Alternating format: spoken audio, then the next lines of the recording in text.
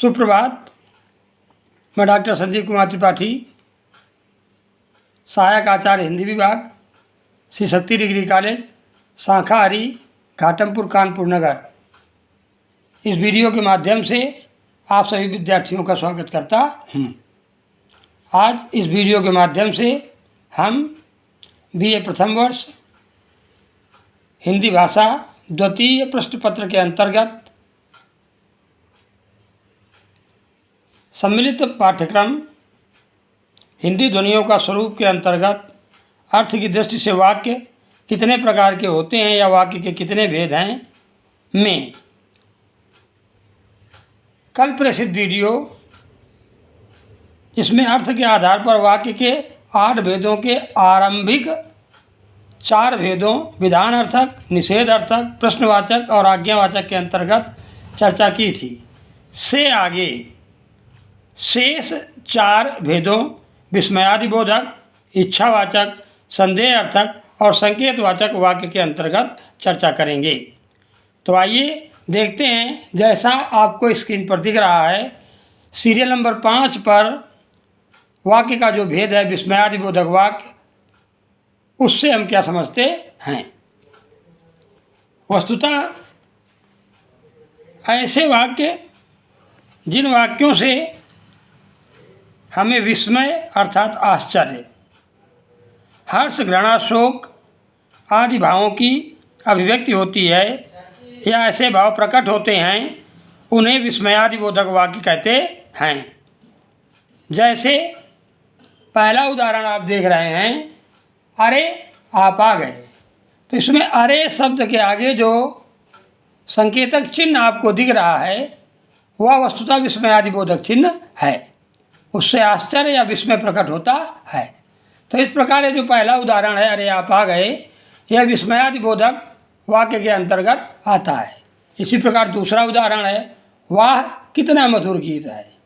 यह किसी व्यक्ति विशेष के मन में उपजा हर्षातिरेक का भाव है, अतः वाह शब्द से भी विस्मयादिबोधक वाक्य की पहचान होती है। अब अगला क्रम है हाय। यह क्या हुआ? हाय यह किसी व्यक्ति विशेष के मन में शोक के भाव को प्रकट करता है, अतः यह भी विस्मयादिबोधक वाक्य है। अब अगले नंबर पर है शाबाश, तुमने तो कमाल ही कर दिया। तो ये जो शाबाश शब्द है, यह किसी के उत्साहवर्धन के लिए है, किसी को प्रेरणा प्रदान करने के लिए है। अतः शाबाश शब्द में भी जो आश्चर्य मिश्रित हर्ष या खुशी का भाव है वह उत्साहवर्धन के लिए है। अतः यहाँ भी आश्चर्य का भाव, आश्चर्य कह रहे हैं, यहाँ भी हर्षातिरेक में उत्साहवर्धन का भाव है, अतः यह विस्मयादिबोधक वाक्य के अंतर्गत आता है। अब अगले क्रम में देखते हैं, सीरियल नंबर 6 पर है इच्छावाचक वाक्य, यानी किसी की इच्छा को बोलने वाला, इच्छा को प्रकट करने वाला अर्थात इच्छावाचक, यानी ऐसे वाक्य जिनके द्वारा किसी व्यक्ति विशेष की इच्छा, उसके आशीष या शुभकामना की सूचना दिखाई देती है, प्रकट होती है या मिलती है, वे वाक्य इच्छावाचक वाक्य कहे जाते हैं। जैसे तुम चिरंजीव रहो। अब ये जो चिरंजीव रहने का, किसी को शुभाशीष देने का भाव है, उस व्यक्ति विशेष के मन में उठने वाली शुभाशीष की भावना को प्रकट करता है। अतः तुम चिरंजीव रहो, यह वाक्य इच्छावाचक है।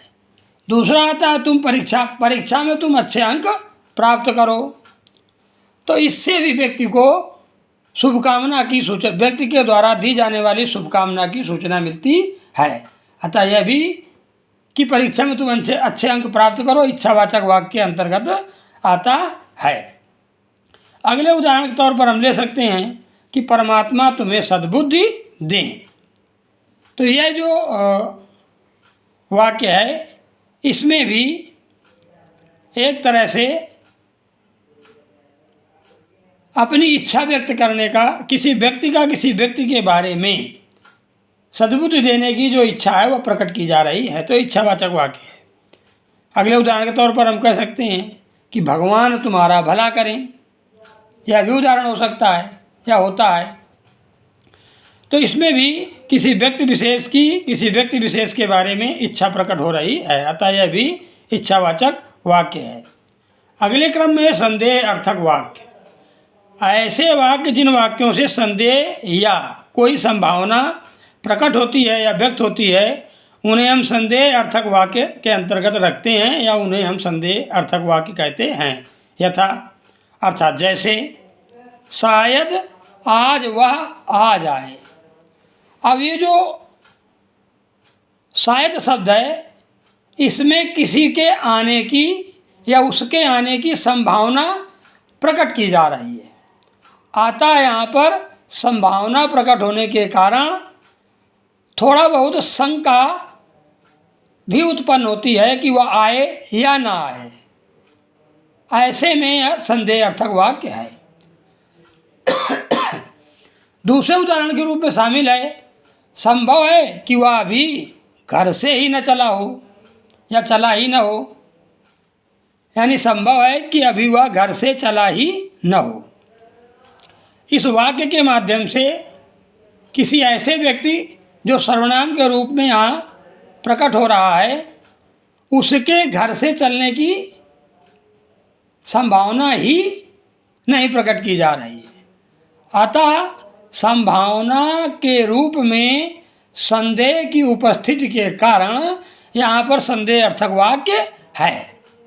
अब अगले क्रम में है संकेत अर्थक वाक्य। तो आइए देखते हैं संकेत और अर्थक वाक्य क्या होते हैं। तो ऐसे वाक्य जिन वाक्यों में एक बात या कार्य का होना किसी दूसरी बात या कार्य पर निर्भर होता है, उन्हें हम संकेतार्थक या संकेत बोधक वाक्य कहते हैं।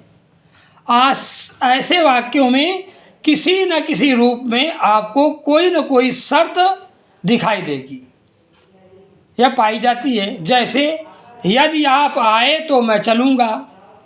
यहाँ यदि शब्द जो है, इसमें एक शर्त का जो भाव है वह अप्रत्यक्ष रूप से दिखाई देता है कि आप आएंगे तो मैं चलूँगा। दूसरा वाक्य है, अगर तुमने काम किया तो तुम्हें इनाम मिलेगा। यहाँ काम करने के पीछे यदि का भाव या अगर जो लगा है, अगर तुमने ऐसा किया, तो अगर के पीछे जो रहस्य के रूप में या परोक्ष रूप से शर्त का भाव छिपा हुआ है, वह इसमें संकेत प्रकट करता है कि अगर तुमने यह काम किया तो तुम्हें इनाम मिलेगा, तो तुम्हें इनाम मिलेगा। अन्यथा आप समझ सकते हैं कि अगर ऐसा न हुआ तो यानी इसमें एक संकेत दिया जा रहा, संकेत का बोध कराया जा रहा शर्त के माध्यम से कि अगर तुम ऐसा कर रहे हो तो तुम्हारे साथ ऐसा होगा। तो यह हुई अर्थ के आधार पर शेष 4 भागों पर आज चर्चा। अगर इसमें कहीं आपको कोई समस्या या कोई जानकारी अन्य आप चाहते हैं, तो जैसा कि मैंने पहले भी कई बार कहा है, आप ग्रुप के माध्यम से या ग्रुप में अपना संदेश प्रेषित कर आपके मन में उठने वाली भावनाओं के रूप में जो जानकारियां चाहते हैं, समस्याएं हैं जो उनके समाधान चाहते हैं, उनके निराकरण चाहते हैं, या हमारे पर्सनल नंबर पर अपना संदेश प्रेषित कर वो जो संबंधित आपके मन की भावनाएं हैं जानकारियों के रूप में, उनका निराकरण कर सकते हैं, उन समस्याओं के समाधान प्राप्त कर सकते हैं। धन्यवाद।